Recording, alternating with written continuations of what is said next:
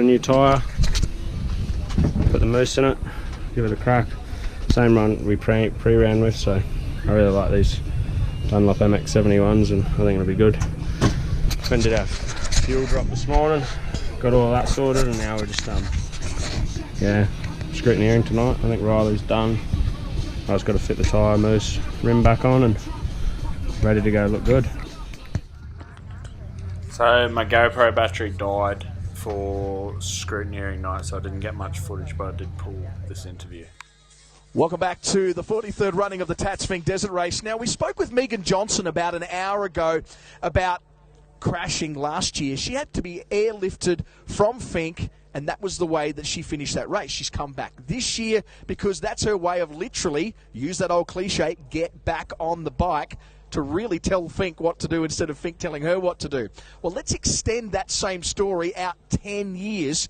Trent Love, 2008 was the last time this guy rode this event, because 2009, when he came to return 2 days prior to the event in preparation, a big crash, which was absolutely devastating. Mate, can you go back to that day and remember what was going through your head when you realised just how bad the injuries were? I guess in typical motorbike rider, I didn't think it was that bad until the x-rays and the MRIs, and they said, like, you've broken your back. And I still remember telling Dad in hospital, "No, it's all right, we'll make Finke."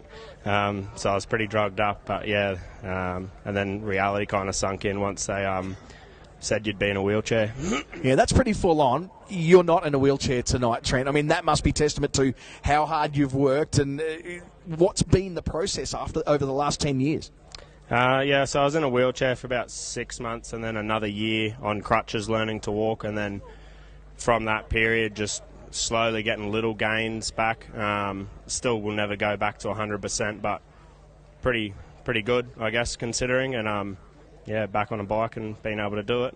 It really is amazing. I can see just when you start to talk about being back on the bike, instantly the smile comes to your face. So coming back 10 years later, this is really about putting this whole process to bed. Yeah, I think get over the finish line and then put Finke to rest and just be a spectator. Keep Mum and Dad a lot calmer, and yeah.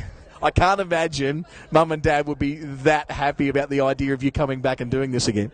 Nah, they both wanted me to take up every other sport bar motocross and desert racing, but I mean, like everyone here knows, once it's in your blood, it's in your blood, and yeah, you can't get it out and you can't get rid of it. Really is an amazing story to think that you're going to this much effort, I guess, to really finish this whole process. It really is amazing.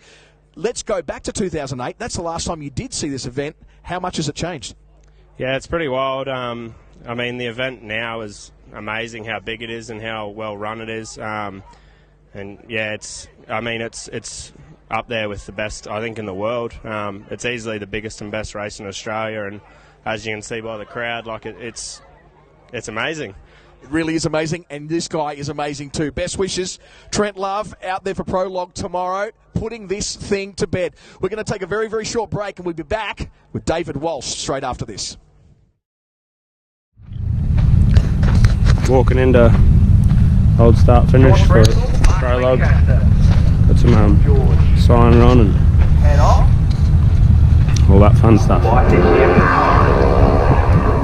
Sophie's a legend. I met him a few years ago and I've ridden with him a little bit, but yeah, he's a really good guy. I think he's going to go really well this year. Decision in the world. Yes, I do.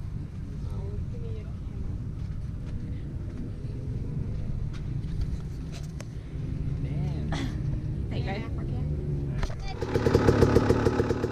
So with my Prologue time being 4:10, I had a lot of time to kill during the day, and it didn't really help.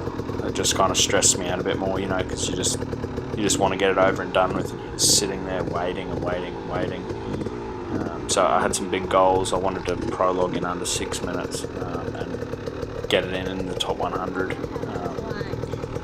Yeah, I couldn't get footage of my Prologue because we're not allowed to wear the GoPros for the event, but I got the whole shot and just had a dust-free run.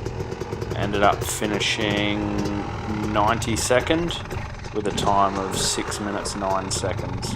So not as good as where I wanted to be, but pretty good considering. Yeah, I should have just ridden a bit faster. That's the only excuse I have, to be honest. One.